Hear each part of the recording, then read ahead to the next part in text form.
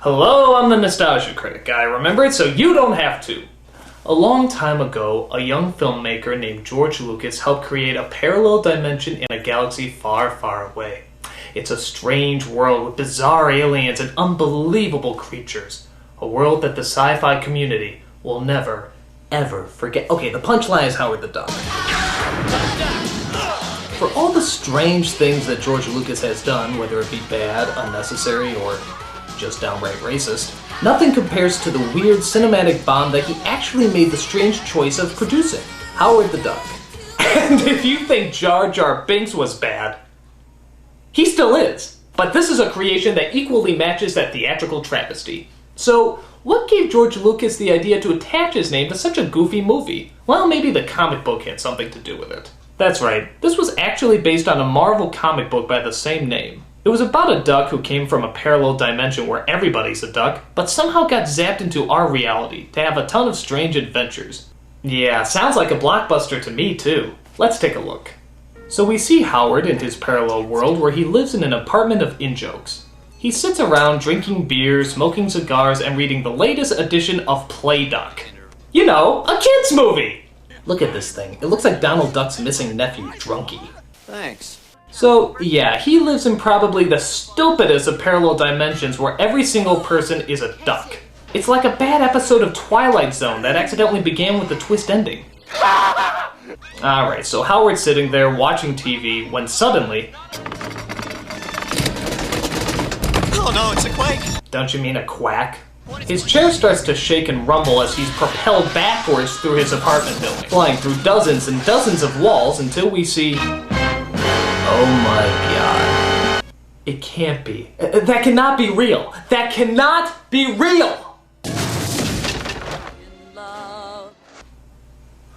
Is there any point in reviewing the rest of the movie? I mean, you know I'm not gonna be able to top that. I don't care if it runs into Jar Jar Binks, the Care Bears, and Fonzie from Happy Days. There is no way in hell that I am going to beat Duck Tits. Woo! I mean, what is the point? You're making a kid's film starring a cute little ducky, and you start out with Duck Tits? Are you mad? What creepy pervert thought that up? I mean, this movie is rated PG, right? This is considered PG material? Are you seriously telling me that showing female breasts is wrong, but showing Daisy's knockers isn't going to cause any psychological damage? I think the people who rated this movie had psychological damage. I mean, ew! So yeah, after you try to repress that memory, Howard continues to fly out of his apartment, actually into space. Suddenly this guy's voice takes over and tries to tell us why. The cosmos, countless worlds upon worlds. In these galaxies, every possible reality exists. What is, what was, and what will be start here with the words, in the beginning there was Howard the Duck. Wow, all the coolness in the narrator's voice seemed to be magically sucked out just by the mentioning of the title. That's usually a good sign. So Howard somehow crosses dimensions and ends up in the terrifying land of the human world. But not just the human world of the 80s! Ah! He comes across this woman who's being attacked, and he decides to help her out. No one laughs at a master of quack fu. Alright, the obvious joke should have been Thai quack dough, but we'll let it slide. Every duck's got his limit. No more Mr. Nice Duck. This is obviously no place for an intelligent duck. Yeah, just to check, how many more puns are there going to be where you simply insert the word duck in the common everyday phrases? Okay, I'm just gonna have this on standby. I hope you don't mind. So after being bailed out by a duck, boy, that's gotta be embarrassing, we learn that the young woman's name is Beverly. And as you can imagine, they both have some interesting questions for each other. Where am I? Cleveland? Cleveland? Uh-huh. That's a perfect weird name for this planet. Planet? No, that's the city. The planet's called Earth, I think. Earth, I think? Yeah, just to check, this, idiotic waif isn't gonna play any major part in this movie by any chance, is she? Okay, bottoms up. So Beverly is about to leave poor Howard behind, but the awkward 80s love music suggests that she should do something else. Something started to change inside of you, and right out of the blue. Go to him, Beverly. Go to him. It can't be any worse than that time you let that singing giraffe sleep on your couch. You consider that progress? So being a sucker for a hard duck case, Beverly decides to take Howard in and let him spend the night. Nice place. You pay to live here? It's cheap. The manager of my band found it for me. I suggest you find a new manager. Hey, I'd love to, but we got this damn contract with the sleazoid. He won't even give us the money he owes us. You know you're talking to a duck, right? So Howard eventually falls asleep as Beverly partakes in a rather uncomfortable sequence.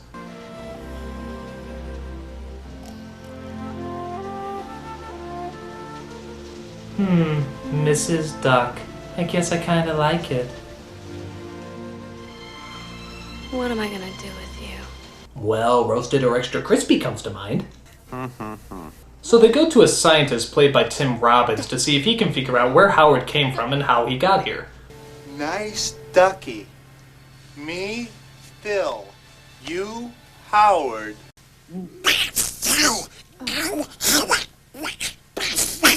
So he obviously doesn't help much, which means Howard is still stuck in the surreal world where he'll never seem to fit in. Look at this wonderful exhibit. I'm a freak, an outcast. Oh, look at the ducky! Look at the ducky! Beat it! Ah! I thought he was cute at first, but then he waved his fingers and became terrifying! He also tells Beverly to go away, as he just wants to be left alone. That's the way you want it. Then so long, ducky. Don't shed any tears over me, Toots! You can waddle in your own self-pity. Men are from Mars, women are from Venus. Ducks are from some parallel dimension where apparently they have duck tits. And no shame. Oy.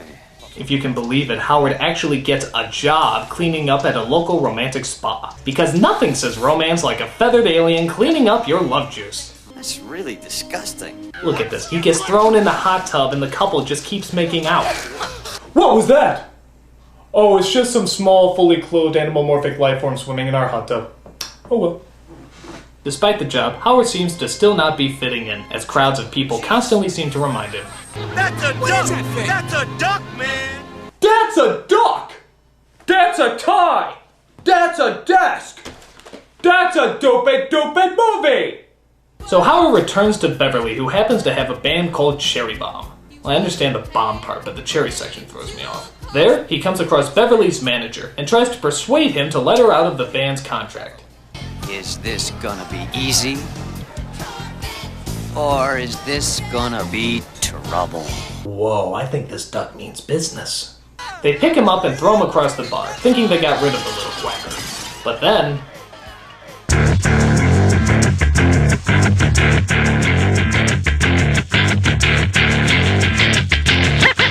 Bring him, mother ducker!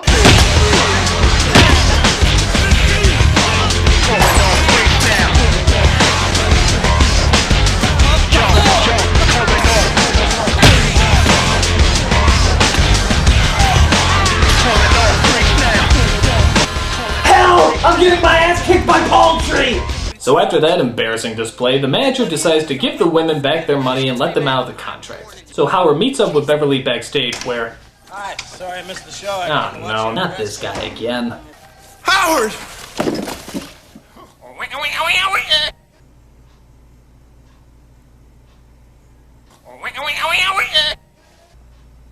Did the movie just run out of dialogue? I mean, that wasn't a sentence, that was a sound effect! Just like the script was written by Gerald McBoing. Stop it! I don't know what that is! What the hell is he doing there anyway? Well, he and Ron Ed have sort of got back together. Wait! He's dating one of the singers? I don't know who's more desperate for dates, you or me. I guess I have a soft spot for unattractive, unromantic, unpopular, and all-around unlikable people. Phil! No sex now, I'm working. So even though they got out of the contract, the band is still stuck without a manager. Maybe you should be our manager. Wait a second. No. I think you'd be a great manager. No! Maybe you're just the kind of bizarro influence we need. Oh yeah! With him as their manager, their band will finally be taken seriously. But unfortunately, that's not all they talk about. Just can't seem to find the right man. Maybe it's not a man you should be looking for. You think I might find happiness in the animal kingdom, Ducky? Like they say, Dal, love's strange. We could always give it a try.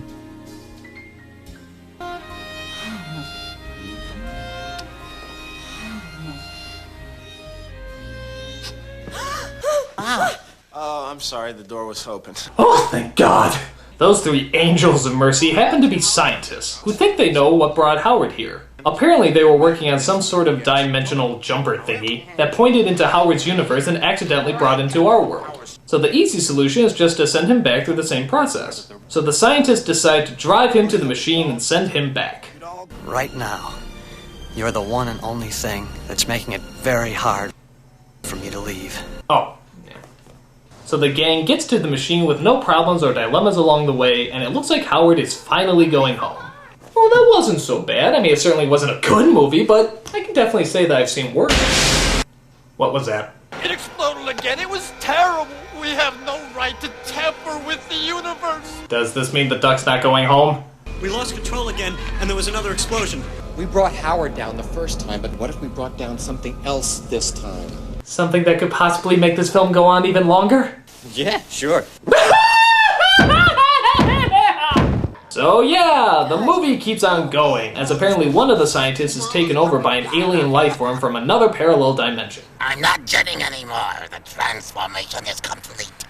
I am now someone else. My God, he's transformed into Cobra Commander! Soon the Dark Overlords will engulf the Earth. Excellent! They haven't spotted us. If you can't take the heat, get out of that kitchen. Cobra, attack! So the characters, I guess, just sit and talk for a bit while the scientist continues to reenact scenes from The Exorcist. I am now one of the Dark Overlords of the universe. And your mother sucks cocks in hell! Blah! On top of that, he can also use his mental powers to do horrible, menacing things, like assassinate table condiments. My powers are growing. Next I will destroy the Tabasco sauce. Blah! To make things worse, Howard gets into yet another fight when all the truckers at the diner start to insult him. This one's for you, cracker! Another hungry customer! Yeah! Well, gee, he threw a pie at the other guys. Surely he's not gonna throw a pie at me. No! They keep fighting until they finally grab him and put him in his place. So what are they gonna do? Like, beat him up, or toss him around a bit, or tie him down and try to decapitate him? Dude, when did truckers become homicidal maniacs? But the belching Skeletor gets up and saves Howard so that he can get the key to the dimensional machine back. Sounds like a bunch of bull pucky. The odd thing is that even after people leave, he just keeps blowing shit up. I guess he just has a real hate for food condiments and kitchen utensils. The dinner flatware must die! So the scientist kidnaps Beverly and decides to take her away. Because... Why are you kidnapping her anyway? Yeah, that's what I thought.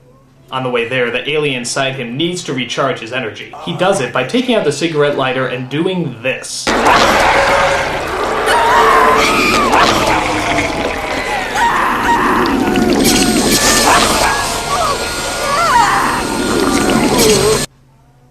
I got nothing to say. I think the scene speaks for itself.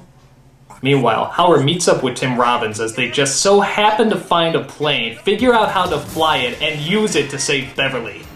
I can't believe a movie about a nerdy Tim Robbins and an alcoholic talking duck could be so implausible! It's like a bad trip. Meanwhile, the alien makes it back to the laboratory after getting rid of some pesky cops. Smog inspection. I never knew my mother. He ties down Beverly, hoping to transfer another alien into her body as Robbins and Howard come in to save the day. Beverly gives them some helpful advice. He's in a bad mood! I really hope she dies. So after the scientist transforms into Albert Einstein's heroin addict cousin, Howard rushes at him with a laser gun and blows everything up. Of course, they go through the scene where they think he's dead, but he wakes up and everything seems to be okay. So this has got to be the end of the movie, right? No? You still want to make it a little stupider? Okay. Why don't we have the alien mutate into something Ray Harryhausen would throw up and have Howard run at it with the laser gun again?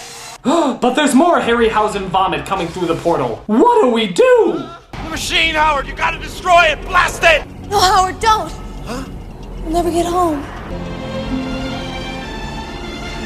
Yes, let the monster slowly kill us and eat us alive, knowing that at least the machine will be okay to take you back home. Why are you still letting her talk? Destroy the damn thing! And then we get the scene where we think Howard is dead. Gee, it's almost as good as the first time you did it! I am not Howard anymore. Oh good, he's possessed. Does that mean we can kill him? Oh, it was just a joke. Ha ha ha, hilarious. So everybody returns home. I guess Howard is their new manager. I'm hoping he only speaks via telephone. And at the end, he even has his own guitar solo. Oh yeah, you will believe a duck can rock. I also believe that a duck can blow! This is the worst thing that George Lucas has ever made since anything not Star Wars or Indiana Jones related. And even that he's slowly trying to destroy!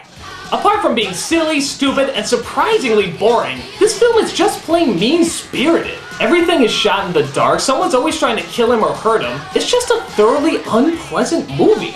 But hey, look on the bright side, it could be worse. No, it can't, actually. This is the worst. If you have a chance to pass up this duck suck, I suggest you drop it like the rotten egg that this stink bomb was born out of. Just remember, kids, quack is whack. I'm the Nostalgia Critic guy, remember? So you don't have to. Duck tits, woo-hoo.